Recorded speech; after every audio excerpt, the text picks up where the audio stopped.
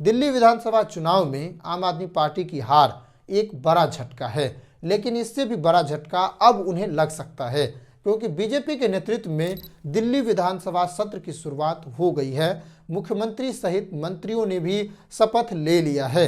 ऐसे में केजरीवाल सरकार के दौरान हुई भ्रष्टाचार और अन्य गड़बड़ियों का खुलासा इस सत्र के दौरान किया जाएगा, ऐसा दावा किया जा रहा है।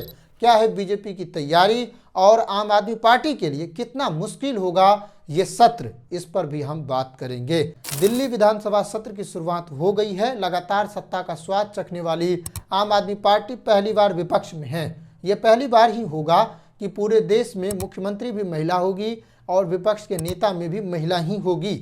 आम आदमी पार्टी की ओर से मुख्यमंत्री रहे आतिशी को नेता विपक्ष चुना गया है, वहीं मुख्यमंत्री के रूप में रेखा गुप्ता को चुना गया है। इसलिए दोनों ओर महिलाएं ही सदन के केंद्र में रहेगी और इसका प्रतिनिधित्व करेगी।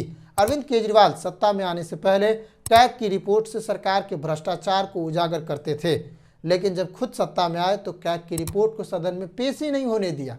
अब उनके सत्ता में रहते हुए किस साल कौन से काम हुए और उसमें कितना खर्च किया गया, कितना घोटाला हुआ, ये सब के सामने आने वाली है। इसलिए सत्ता के आने के बाद अब बीजेपी अब इसकी उजागर करने की बात कर रहे हैं, कैग रिपोर्ट को सदन में लाने की बात कर रही है।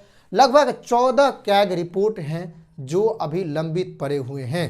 जब से अरविंद केजरीवाल मुख्यमंत्री का पदभार संभाला था तब से लेकर आज तक उन्होंने एक भी कैग रिपोर्ट को पेश नहीं होने दिया।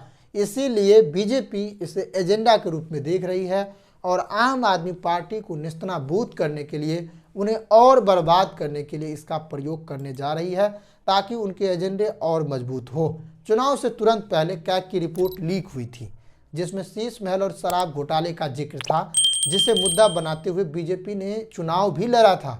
विधानसभा के पहले सत्र में ही अब पुराने कैग रिपोर्ट को लाने की बात कही जा रही है। अभी तो एक कैग रिपोर्ट के जरिए शराब घोटाले और शीश महल की बात सामने आई थी। इससे पिछले घोटालों में और इससे पिछले आरोपों में, इससे पिछले कैग रिपोर्टों में किस किस तरह की बात है, कौन कौन से छोटी बड़ी घोटालों की बात सामने आती है, सबकी जांच होगी और सब पर बात की जाएगी। इसलिए अरविंद केजरीवाल के लिए अब सत्ता से दूर जाना उनके लिए अब एक बड़ा मुसीबत बनने जा रहा है, क्योंकि उनके दरमियान जो भी काम किए गए अब उनकी समीक्षा की जाएगी। वहीं बीजेपी की ओर से दिल्ली की खजाना खाली करने की बात भी कही गई है, ऐसा आरोप लगाया गया है। हालांकि सभी सरकारें ऐसा आरोप लगाती है, जब सरकार उनकी आती है और पुराने सरकार बदलते हैं तभी सब लोग यही कहते हैं कि सत्ता खाली कर दिया गया, सत्ता के खजाने को खाली कर दिया गया। इस दौरान भ्रष्टाचार के काले चिट्ठे खोले जाएंगे, जिसमें 14 कैग रिपोर्ट शामिल है। अब देखना होगा कि इस पर क्या राजनीति रहती है। साथ ही नई सरकार आई है तो यमुना की सफाई को लेकर भी एक दिलचस्पी दिखाई जा रही है। लगातार ट्वीट कर कहा जा रहा है कि अब यमुना की सफाई चरम स्तर पर होगी,